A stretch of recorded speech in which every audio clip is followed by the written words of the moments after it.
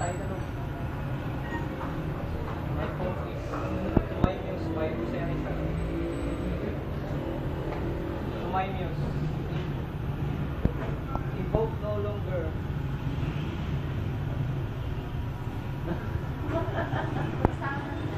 Evoke no longer is the muse. The lyre is out of date. The poet is no longer used.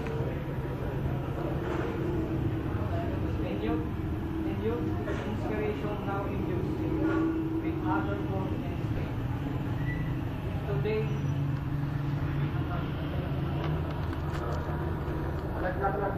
Today our fancy of verse would still require. Silicon Hills remains unsolved, and without him we but inquire. By the copies of thought, the place of thought sensor that our hearts may feel. We must seize a fail of speed and with verse and light severe. Fling abroad a destined deal. News that in the past inspired me, and with songs of love has marked me. Go down now to those repose, for today is sordid prose. I must earn the gold that hired me.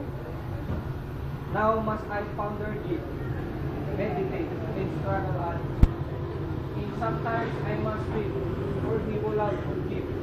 Great pain has undergone. Blessed are the days of peace, the days of love delight. And when flowers still would please and give to suffering souls sources from pain and sorrow's blight. One by one they have passed on. All I love and move among. Dead or married from me gone, for all I place my heart upon. By fate adverse are stuck.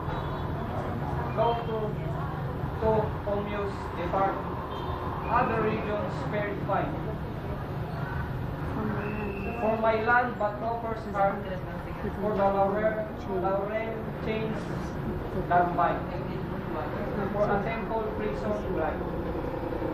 But before to gives me speak, tell me with the voice of live. To calls ever from me seek, a song of sorrow for the weak, defiance to the triumphs cry. Thank you. Let's give it a big hand.